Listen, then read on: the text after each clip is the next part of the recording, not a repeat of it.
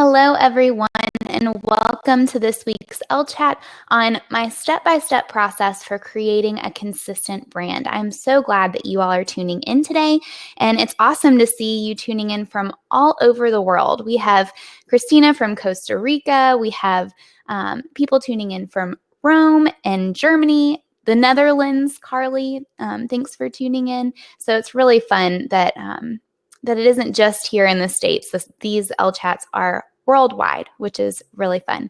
And we have a really big group tuning in today too, which I'm excited to see.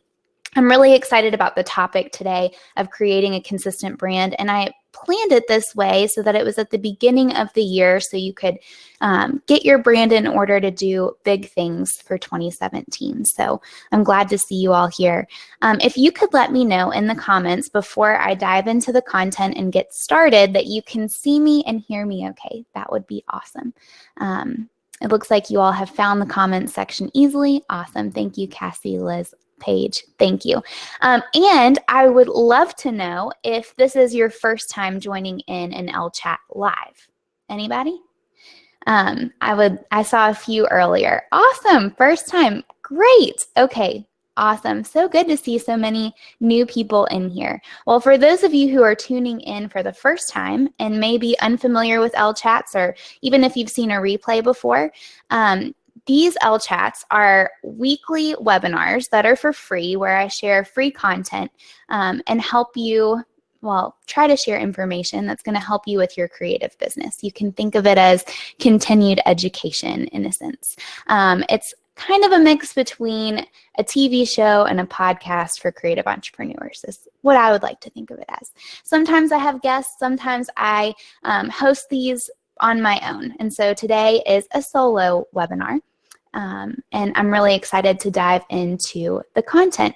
Also, for those of you who are new to LChat and new to Crowdcast, which is the platform that I use to host these, it looks like you found the comment section on the right side of the window, but underneath the video, if you keep scrolling, there's a questions and topics section. It looks like we already have 21 questions in there, which is awesome. Throughout the webinar, or if you have any questions right now, feel free to leave them in this section. And you can also scroll through and vote questions up if you really want questions to be answered. I'm going to try, we have a lot of content to cover today.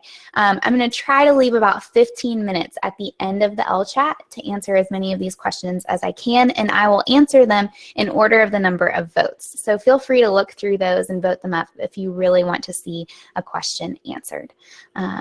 But I am ready to just go ahead and dive right into the content because there, like I said, there is a lot of it today. Today, we're going to be talking about my step-by-step process for creating a consistent brand. I've worked with in the last 3 years, I've worked with over 40 small business owners and creatives to help them bring their brand to life. And it's been really fun. So I have a little bit of experience on this topic and I'm excited to share it with you. But I love this quote and I feel like this is the perfect quote to kick off this webinar. When you brand yourself properly, the competition becomes irrelevant. I truly believe that if you work on streamlining your brand and creating a one-of-a-kind brand from start to finish, which is what we're going to cover today, that the competition dwindles because you've differentiated yourself and you're standing apart and you're doing something different. But there are a few other benefits of branding outside from just differentiation. And the first, a few more are professionalism. It makes you look so much more professional when you have a streamlined brand and you've put intention into every single component of your brand, every single touch point with your potential clients and customers. The best compliment that I received in my first year of business was always from people who would say, "Oh my goodness, you've only been in business for a year? Based on your website, I thought you had been in business much longer," which was the best I could have asked for, the best compliment I could have asked for. Just because you're just starting out, for those of you who are just starting your business or maybe in the first couple years of your business, doesn't mean that you have to look like you're just starting out. If you put the time and intention into developing a consistent brand, you'll look so much more professional and position yourself to reach your goals quicker. So we'll get to that in a second. Another one is memorability. If you create a consistent brand, you will become more memorable to your potential clients and customers and more recognizable. You don't have to see the Chipotle logo on a burrito, a foil-wrapped burrito, and know that it's from Chipotle.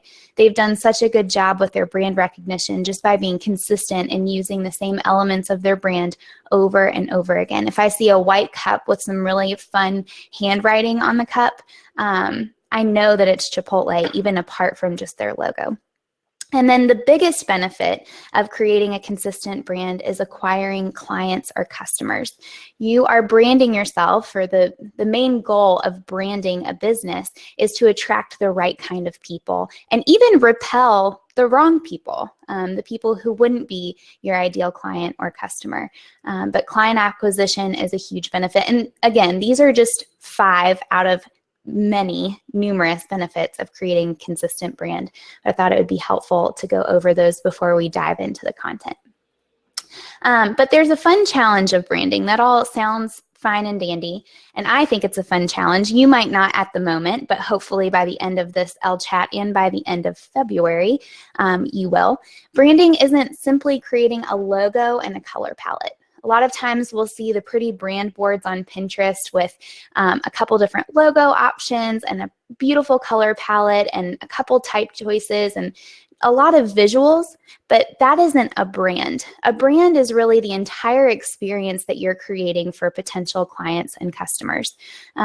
It's not just the visuals, it's also the non-visuals, like your terminology, what you name your products and services, the whole feel and experience. So a good example of this, and I go back to this every single time, but Starbucks is a great example. Their brand is so much more than just that siren logo, the mermaid logo, or the color green. It's also the experience when you walk into Starbucks, when you are overwhelmed by that smell of coffee, which I think smells awesome, and you hear them grinding the coffee or steaming milk in the background, and you hear that mellow music, and that whole experience is their brand. So it's hard, and the challenge of branding is creating that experience. Where do you start? What is a system that you can follow to create that experience? Because a lot of people, when they're just starting out with their brand, they kind of piece things together as they go. They come up with a name, they know they need a logo, they have some colors in mind, and then when it comes to creating blog graphics or social media graphics, they fumble around trying to choose fonts and colors, and they switch it up all the time, and they don't really sit down and think through their brand and the components of their brand from start to finish. And that's where this LChat comes in. Oh, I don't know what happened there. Let me try to refresh this and pull it up again. Oh no, you guys bear with me for just a quick minute. I'm going to hunt it down or just even bring up Keynote. Bear with me, and I need an intermission or something for just a second while I track this down. Applications. All right, I should have had a backup, but lesson learned for next time. All right, I'll chat. Let's see here. All right, thank you guys for bearing with me. Let's see. Let me share my screen with you guys again. Oops, too many different buttons. All right, thanks for bearing with me, y'all. Screen share. Okay. Can y'all see it? Will you let me know if you can see it? In the comments? Anybody? Can you see my screen? Anybody? Okay, awesome. Yes, okay, there is a lag. All right, we're good to go again. All right, so let me make this a little bit bigger. You guys can see it okay. All right, so that leads us to 20 steps for creating a consistent brand. And you might be thinking, holy cow, 20 is a lot of steps. And you're right, it is. But I have good news for you, because this webinar is actually the start of a challenge for the whole month of February that I'm calling Ellen Company's Brand Challenge. So for the month of February, I'm going to be breaking down these 20 steps and covering one each day and helping you walk through each step. And we can do it all together as a community. And so, yes, you can see a split screen. That's exactly what I want you to see, Joanne. Awesome. Okay, so the way that this challenge is going to work is that every Monday in the month of February, with the exception of next week, because it's technically January 30th, I'm going to be sharing 5 of these steps on the blog in detail and walk you through them and give you all of the resources and tools and information that you need to accomplish these steps. It's going to be really exciting. You can follow along with the challenge. Each one with the action steps, you can choose to tackle one each workday, or for those of you who work part-time and have more time on the weekends, you might conquer all 5 on the weekend. But you can share your progress and leave feedback for other people and get feedback on your brand and the progress you're making by using the hashtag #EllenCo Brand Challenge on social media. And this is just a big push to help you get your brand in order and streamline it before the rest of 2017 and start reaping the benefits that I just talked about for your brand. So I'm really excited about it. Let's see, the video, oh no, the webcam is frozen. Let me turn it off and turn it back on. It's not wanting to cooperate right now. Okay, let me try again.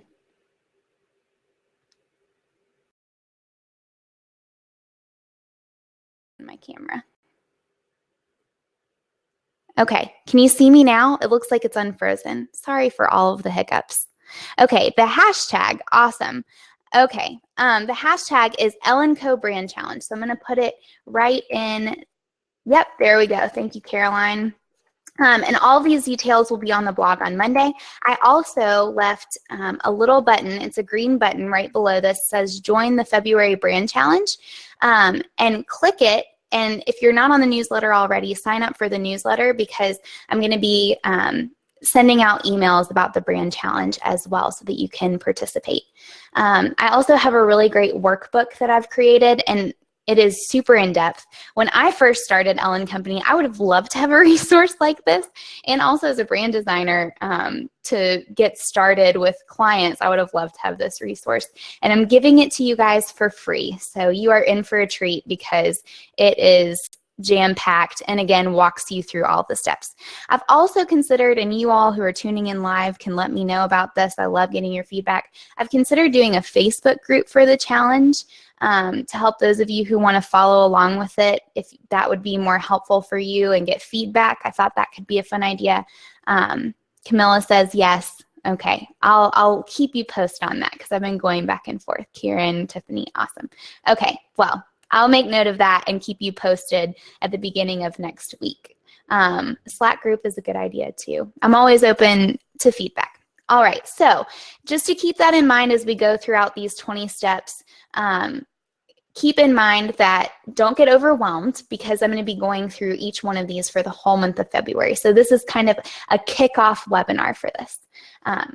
So let's dive in. The first step is to conduct a current brand evaluation.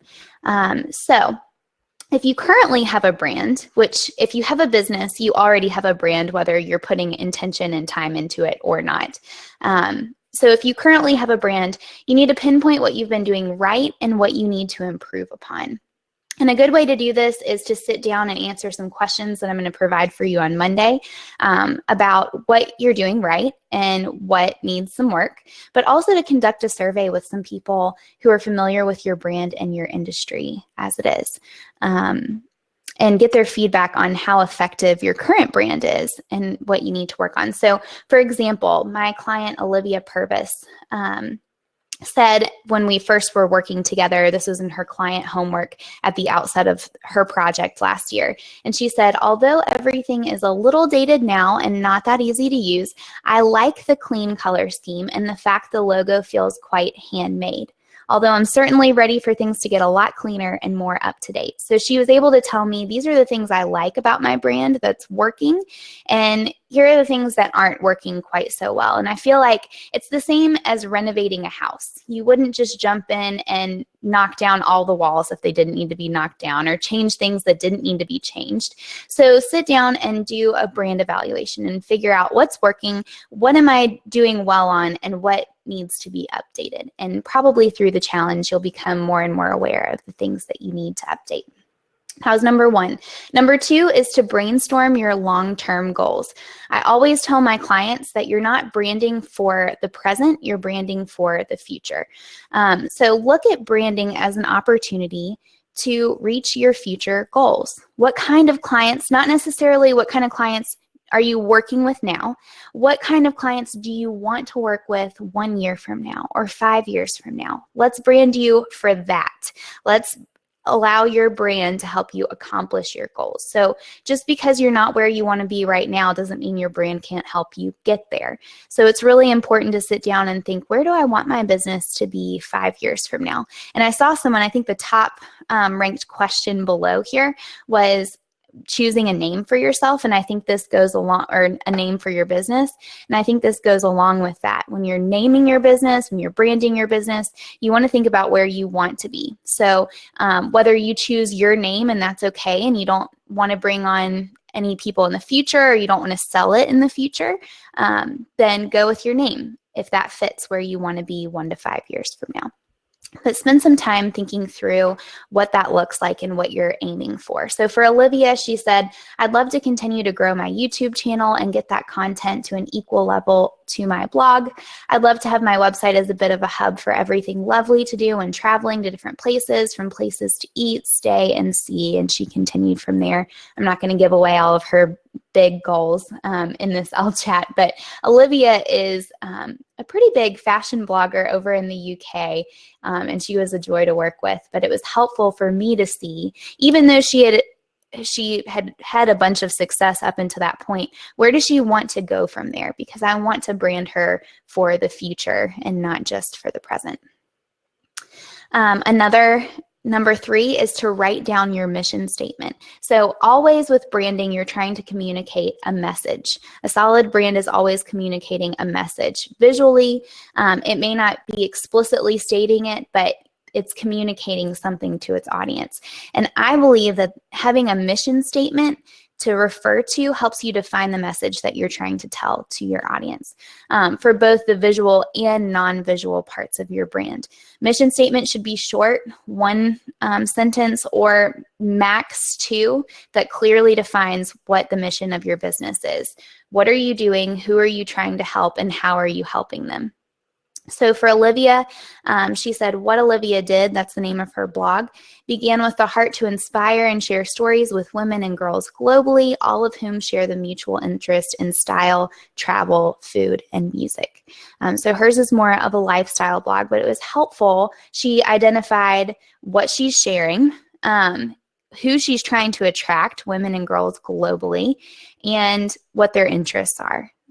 So that is always really helpful, just to sit down, not just for your brand, but for your business. What mission are you trying to accomplish? Who are you helping, and how do you help them?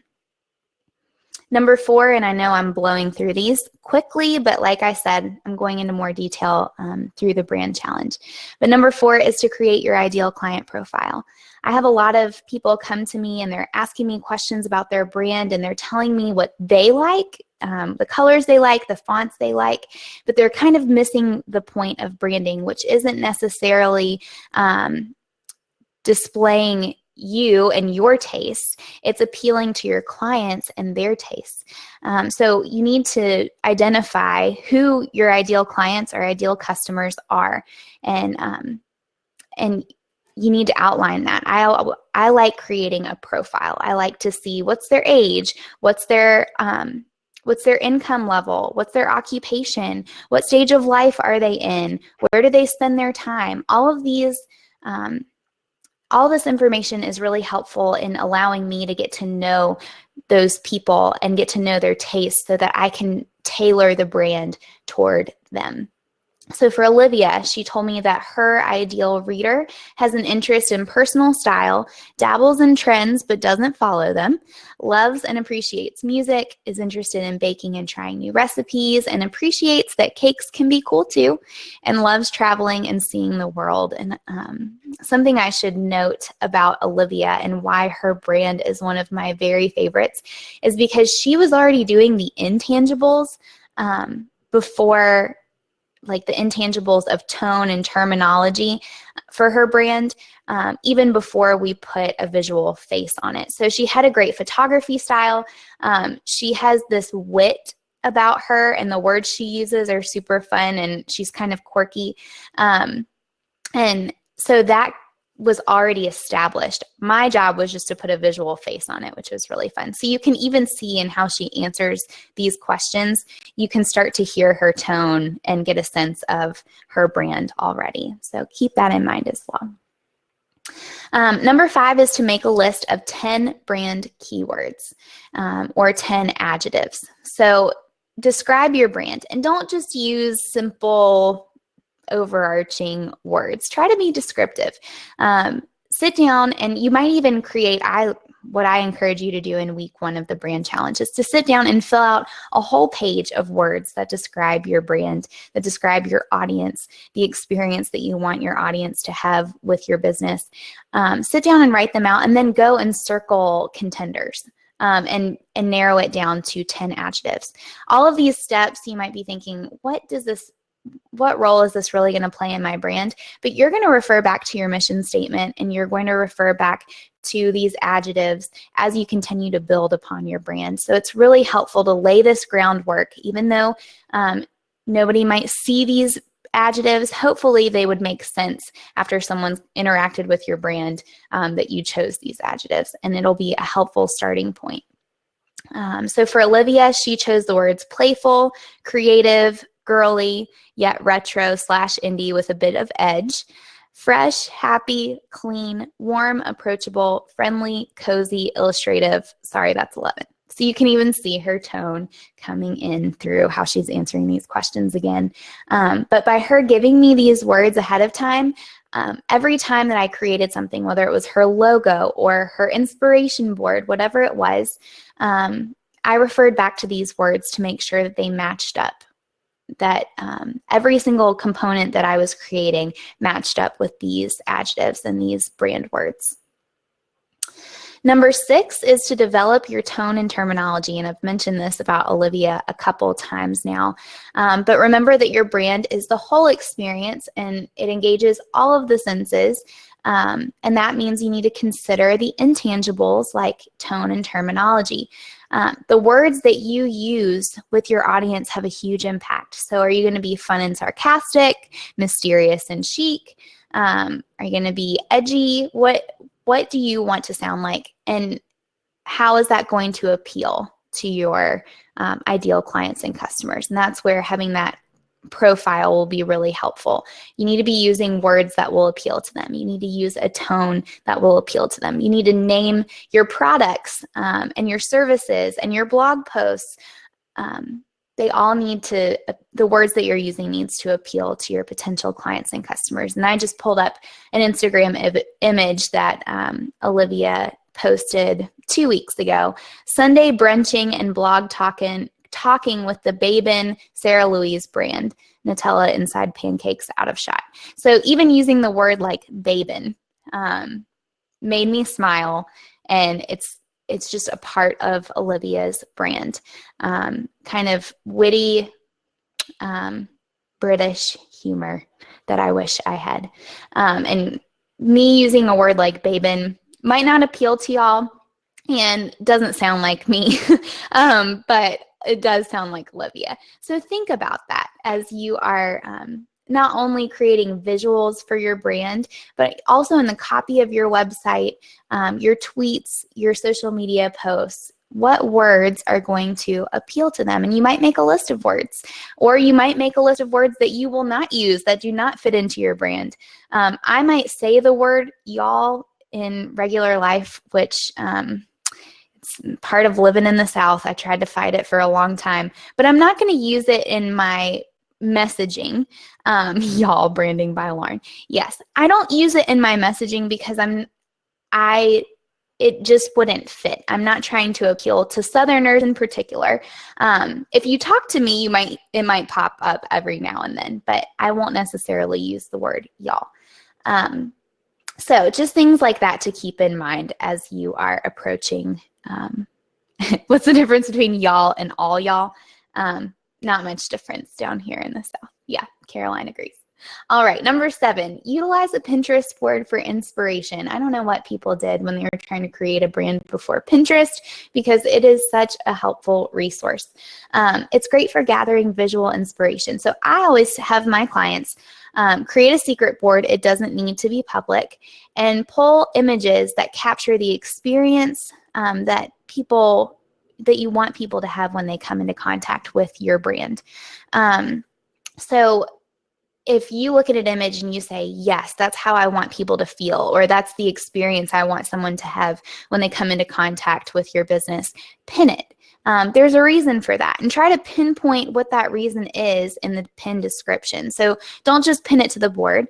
In the description, write why you chose it. I love the light in this photo. Or you might make sure that they line up with those adjectives that you just chose. But it's hard when you are just starting out. You're starting from scratch, trying to figure out what your brand is going to look like. It's hard to just start from nowhere and start sketching logo concepts. I find it difficult. Having visual inspiration gives me kind of a starting point, and ideas start to pop up, and I start to see more of a vision for the brand. So start pulling together images there. I, for some reason, went through and tagged myself from a lot of my client boards because Pinterest was getting out of control. But this is one of Olivia's regular boards, so you can kind of see her style already. These are all her photos. I think her boyfriend takes all of her images for her, and they are gorgeous. So she wasn't struggling with photography, and we were able to use a lot of her photos in the actual inspiration board. But she did gather a lot of photos for me. I know one of you asked, what about clients who don't use Pinterest? I will usually create a Pinterest board for them, or show them how to use it. A lot of my clients usually know how to use Pinterest and kind of have a board for this already. But in the case when they haven't, I've pulled images for them where I think the brand could go. And then in the next step, check with them to make sure that, that it's consistent and that we're on the same page. Number 8 is to actually create an inspiration board. So now that you have that Pinterest board of images, you can take them and start to create an inspiration board. You're welcome. You can create that inspiration board. So this is, like I said a moment ago, a visual starting point. So every time that you are going to add to your brand and add another visual element like a logo or patterns or whatever it might be, you can put the inspiration board side by side and see if it measures up. And I do this all the time. That inspiration board is right in Illustrator. I will copy and paste it on one artboard and then work on logo concepts right beside it. And I'm constantly trying to look to the inspiration board to make sure, does this look consistent? Would it fit in with the rest of what we've chosen? Because my clients have to approve that inspiration board and say, yes, that is what I want my brand to feel like. Those are the colors that seem to be fitting. That's kind of the experience I want them to have. If they were to jump into my inspiration board like Mary Poppins or something, that's what I would want it to feel like. So this is the inspiration board that I chose for Olivia, and a lot of these are her actual photos, especially these down at the bottom, and her cute little Westie dog that we were able to bring in there. But pinks, greens, you can kind of see how her brand is starting to take shape. There's even some hand-drawn elements in there. So this is the visual starting point for me. I can start to look at it and think, what is the logo going to look like? Could I pull from some of these elements in here and some of these details? It's a really good starting point. Number 9 is to refine your logo. So if you already have one, refine it. If you don't have one, create it. And this is something I'm going to be talking all about in an upcoming L-Chat, walking you through the process of creating a logo from start to finish, because it can be a little involved. But 5 components of an iconic logo. The first is simplicity. Don't add a ton of bright, flashy things to your logo. Really, you should only have one element of your logo that stands out and sets it apart. The rest should be pretty simple. Your logo should be relevant to your industry and to whatever it is you do. The third is that it should be scalable. It should look great on a billboard, and it should be able to be scaled down to a pencil and still not lose any of its detail. So keep that in mind. If you have a crazy over-the-top logo or one with a lot of detail, it's not going to scale very well, and there's a lot of instances where your logo is going to be small, so keep that in mind. Tradition. Is this logo trendy? Is it only going to last for a year and then you have to redo it? Or is it something that will stand the test of time and you might be able to make small updates to every now and then, because you want people to start creating recognition with your brand. You don't want to be changing up colors. You don't want to be changing up your logo or your fonts often. You want to be consistent so people start connecting with it and start recognizing it. And then distinction, you want it to stand out from other brands in your industry. And Maya, I saw that you said, what do you mean by relevant to your industry? By relevant, I mean Kate Spade is going to look very different than ESPN. So relevant to your audience, relevant to what it is you do. So relevance is key. And I should do a whole post on the Starbucks branding another day. The mermaid significance of Starbucks, if somebody could find an article and link to that here, it has a really cool story. So yes, simplicity, relevance, scalability, tradition, and distinction, and I will go into this more throughout the brand challenge. But here is Olivia's, and I'm sorry that this has all of the little lines in it. It doesn't look very pretty in PowerPoint when it's like this, but whatever, we'll deal. This is the logo for what Olivia did. You can see that we kept it simple with one element that pops out, which is her name. And we kind of made it lift off of the page, made it a little bit more 3D, and it's really fun. Thank you, Leslie, for putting the post there, the link to the post there. And so this was Olivia's logo. However, what I did not put here, and what I highly recommend doing, is creating your logo in black and white first without any other color, because you want to focus on the form first and on colors second. So at this point, you shouldn't have any color. We'll bring that in a moment.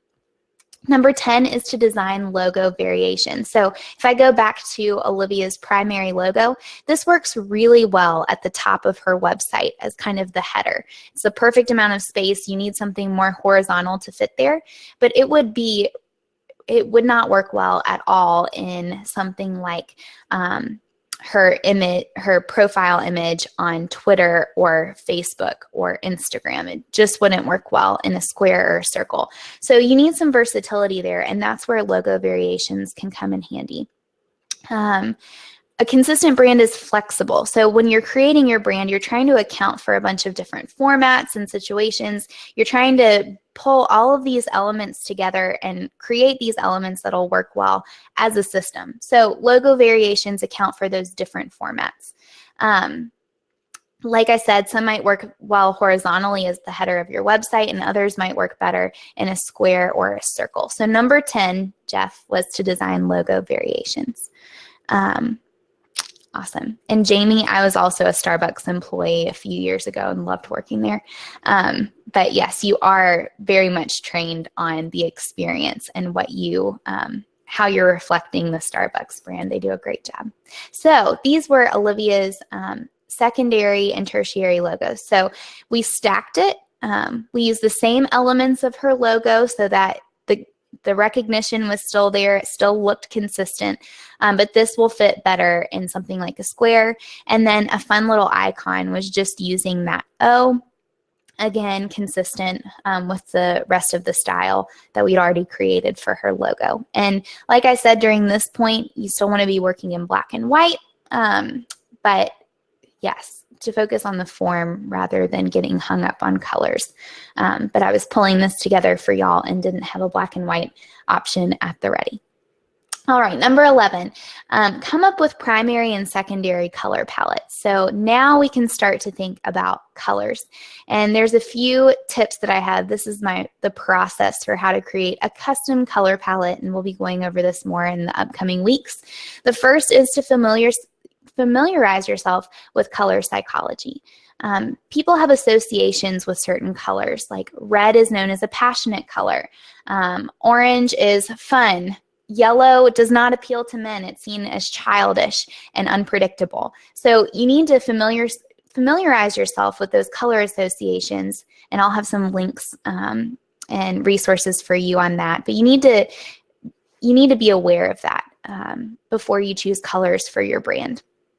You also need to gather inspiration, which is where that inspiration board came in handy, and pull 6 colors from it. And I say 6, you don't have to stick with 6. You could do 7, you could do 4, and that's totally fine. But I usually recommend trying to pull 6 colors out of there. And I do it in Adobe Illustrator with the eyedropper tool, and I just go in and try to pick colors from there. And start with those 6 colors. And then once I have them, I try to determine the combination that I'm starting with. So there's 3 different color combinations: analogous, monochromatic, and complementary. And I'll get into more detail about those throughout the brand challenge, but you need to see which one you're starting with and whether it's a good fit for your brand. A monochromatic palette can be beautiful, but it can also be a little bit boring. So if you're trying to be more vibrant, you might need to add some other colors in there. So if you have all blue tones, you might be sending the wrong message to your audience if you don't want it to be subdued. So determine the color combination you're starting with. Then you need to include light, mid, and dark tones. A huge branding mistake that I see a lot of people do, don't do it, is to pull colors all from one tone group. So they'll choose all light colors or all mid-tone colors or all dark colors. And it makes the brand look washed out. You need some variation in those tones. So you need some light colors, some mid-tones, and some dark tones. That creates good contrast. It gives you options for things like backgrounds and text color and that sort of thing. But if you want your brand to look professional, one of the key ways to do that is to include some contrast in there through light, mid, and dark tones. And then finally, choose dominant and accent colors. Which colors are you going to use the most often? That's your primary color palette. And what colors are you going to use just as accents here and there? And that's your secondary color palette. So for Olivia, this was her color palette. These on the right are her primary colors, and you saw these in her logo, the pinks and kind of this burgundy color. And then over here are the accent colors that we'll use, we use sparingly throughout her brand and that I saw often in her photos as well. So that was her color palette. Number 12, outline your brand's color system. And I know what you're probably thinking, what in the world is a color system? I'll leave it on there for just a second. Your brand should function like a system. It's kind of like an equation. You plug in the right components and you get the right outcome. So for example, you are going to create a social media graphic. If you already have colors picked out for your brand, you already have fonts, you already have a graphic style and all these things that we'll be walking through, you plug them in, you're going to get a consistent outcome every time. Same is true for your brand's colors. You should create a system. What colors are you going to pair together normally or usually to just create that consistency? And you want to set those up ahead of time. And I do this with every single brand. I don't mix and match the same colors every time. I use light colors together. So for example, with Olivia, this was her icon that you remember from her logos. And here's what it's going to look like on different color backgrounds. So I'm not going to use the white and the pink, dark pink shadow on every single color. It just doesn't look right. but I am going to use it on the light pink. Then on the burgundy, that's what the O is going to look like. On the green, that's what it's going to look like. So I thought through what every single background would look like based on her brand colors and what colors would pair well on top of it for her logos and for all the other elements of her brand. So when I went to create greeting cards for her, we had all these different color backgrounds. I already knew what color the font would be on each one of those because I'd already determined it at the outset. And again, it creates consistency. Number 13 is to set color options for each logo variation. Just like I told you with the color system, now that you've nailed that down, your logos should still be in black and white at this point. Seems kind of boring, but you need to develop that color system before you carry it over to your logos. So go through and just like with this for Olivia, go through and create that or take that color system and implement it to your logos. So come up with a system for consistency, set your primary logo color scheme, and then also think about not only what it's going to look like on color backgrounds, but what is your logo going to look like on photo backgrounds. So for me, my logo is going to be white on dark photo backgrounds. And then if they're light photo backgrounds, it might be a color. But go ahead and determine that at the outset, and that'll keep you from making it up as you go or just being inconsistent with your brand. So for Olivia, like I showed you before, these are her logos. This is the primary color on a white background for what her logo would look like. And then we would go through and do that with every background color and also photo backgrounds. All right, number 14 is to choose your brand fonts. So this is where it starts getting fun too. We've knocked out logos, we've knocked out colors, and now we can talk about fonts. And there's two keys to choosing brand fonts. And the first is consistency, just like the rest of the cell chat. Use the same fonts over and over. And contrast. You should choose one font for headers, one font for body text, and possibly one accent font, and use it over and over and over again. You can see all throughout this presentation, I used a bold font here, all in caps, and then my body text was the same font and the same color every single time on this background, that is. So you can see I even branded this presentation. All the colors on this background are the light blue and the white. And on this background, they're the dark burgundy and pink. So again, creating that consistency, setting expectations for people. You should do the same thing with your brand. Another designer trick is to not use the logo font for headers. You shouldn't use the primary logo font anywhere else on your website. You want it to stand alone. You want it to stand out. And if you're using that same font again and again and again, it loses the specialness. I don't know the word I'm looking for, but you know what I mean. And so with Olivia's, we chose the Saint Marie Thin, which was the same one that we used up here in her logo. Those smaller logo elements don't matter so much. This is the font that I'm talking about keeping special. And then we used Railway for her body text on her website. Loses impact. Thank you, Justin. That's exactly what I was looking for. And for resources for browsing fonts, Nina, I'm going to have a bunch of resources for you throughout the brand challenge, but one of my favorites is myfonts.com. All right. Also Typekit is really great for if you use Adobe Illustrator and Adobe Creative Suite. Typekit, you can go, you have access, well, the plan I have for Adobe Creative Cloud, I have access to so many fonts through Typekit. Number 15, determine the style of your graphics. So before you start creating things like icons and patterns and all of your graphic style, you need to determine what that style is going to look like at the outset. So for example, with Olivia, before you create all of that, like I said, consider the overall style.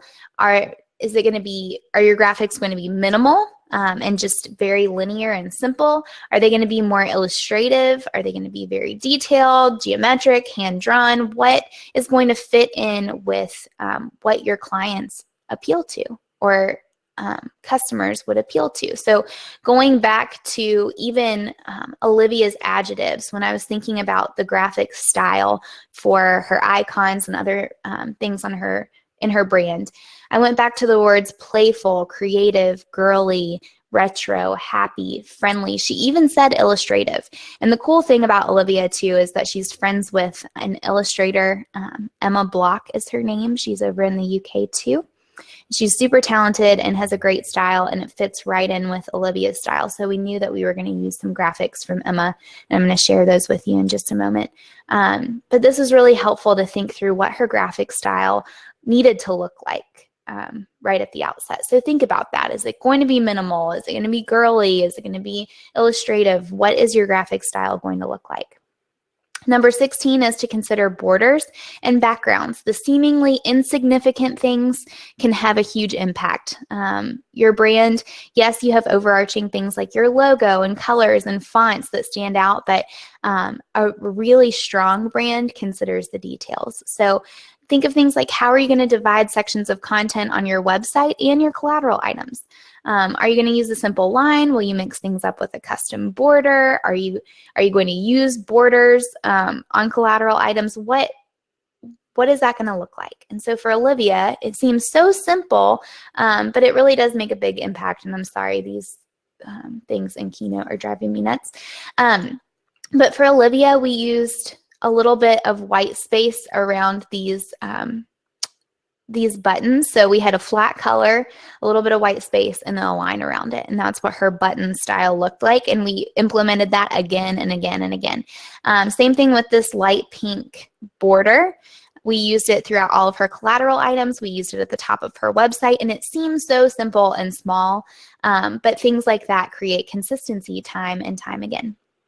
So think through that. Number 17 is to create one-of-a-kind icons. I'm a huge fan of icons. I think they make a website really engaging and interactive. I think they really can help your brand become more distinct. So, like I said, icons are a fun way to add interest. They also create brand recognition. If someone sees these icons again and again, they'll start to recognize them as your brand and your icons. And also, it'll be more memorable to them. And a good example of this was Olivia's illustrations. I love these. These are the ones Emma created for her. And she not only created illustrations based on what Olivia talks about on her blog, baking, traveling, just fashion, but she also included her dog, that cute little Westie that I showed you in the inspiration board. Her boyfriend, who takes photos for her, illustrated him too, and then illustrated Olivia. It's elements like this that go a long way on a website. Emma Block is her name, Caroline. If someone could find the link to Emma's website, you would love it. I love following along with her on Instagram too. But this style appeals to Olivia's audience.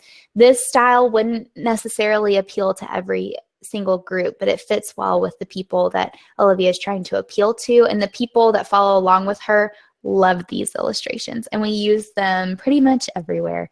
But things like this can really set your brand apart. It goes back to that quote at the beginning, when competition becomes irrelevant, when you have elements of your brand like this. Number 18 is to design custom patterns. So just like icons, patterns are a great way to add interest and make your brand recognizable. And you can create them, both icons, well, all of this, illustrations, icons, color palette, all of this in Adobe Illustrator. You can also use resources like Creative Market, but the only thing with Creative Market is that other people can buy it. It's not just exclusive to you. So if you buy a pattern, a watercolor floral illustration that you want to use on the back of your business cards or as a footer of your website or whatever it might be, that's great, and it might be really pretty, but somebody else might have it, and so it might mess with brand recognition. Same thing with stock images, but they're good resources when you're just starting out. And I didn't have any custom patterns for Olivia because the emphasis was on these really fun illustrations that Emma did. And because Olivia travels a lot, we had Emma do some maps, and we made these interactive on Olivia's website so that if you clicked New York, it would sort her posts about New York. Or if you clicked on Paris, you could see her posts in Paris. Another just really fun way to reinforce her brand and create some recognition there. So didn't have any patterns, but I thought you all would like to see these fun maps. Number 19, determine your photography style. I think this is one of the most important steps because you can, like I say here, you can do a killer job on all of the previous steps up until this point, steps 1 through 18. But if your photos are inconsistent with the rest of your brand is going to fall short every time. For my clients, I tell them this, that I can do the best job I can to create a great logo and create all the visual components of their brand, but if they don't have great photos that go along with it, it's going to fall short. So think through what your photo style needs to look like based on what appeals to your audience. Is it going to be moody and edgy, or is it going to be light and bright and white with lots of color? Or pops of color. What is it going to look like? And so for Olivia, this was super easy. She already had a photo style. Like I said, her boyfriend is a photographer, takes all of her lovely images.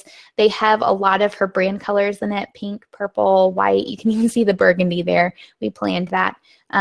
We did that for a reason.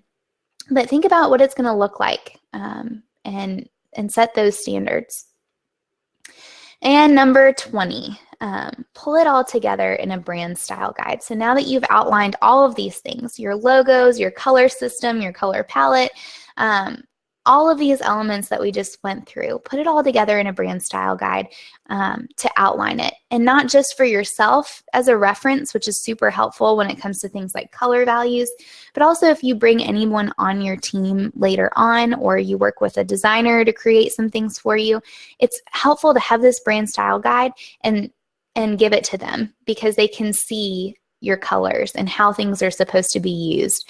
I also have an LChat coming up on creating a brand style guide in February too, so stay tuned for that one. Yep, you've made it to the end.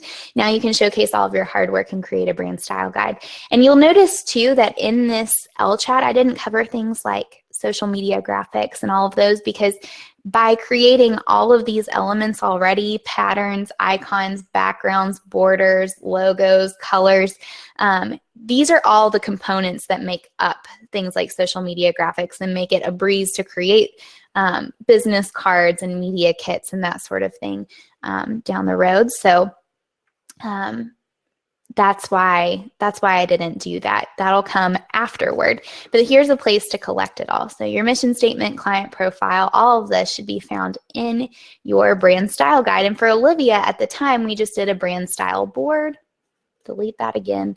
And this was her brand style board. You can see the pink border at the top, her logo, secondary logo, her icons, the illustrative style, the button style, her color palette, and the fonts there. A good way to round it up. But if we had taken it one step further, and we did this through client homework, but we would have also talked about tone and photo style and all of those things that we covered.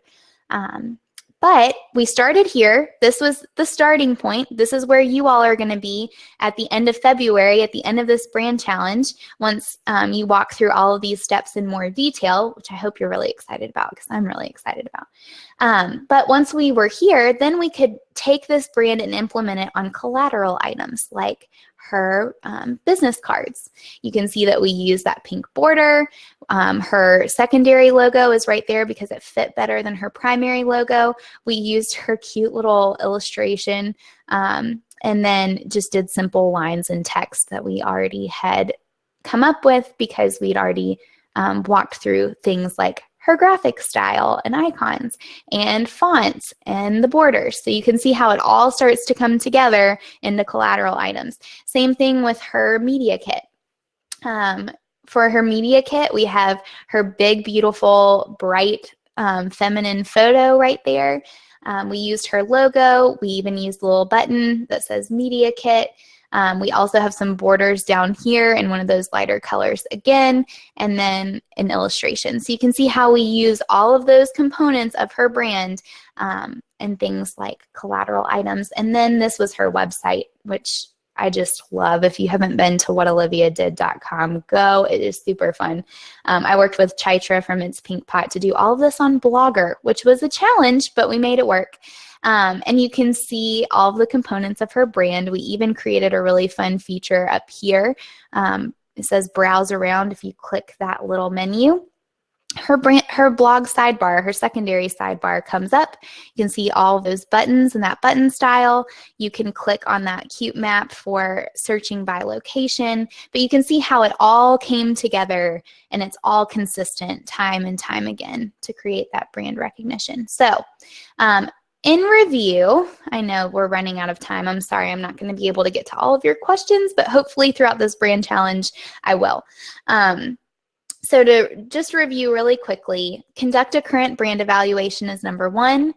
2, brainstorm your long-term goals. 3, write your mission statement. 4, create your ideal client/customer profile.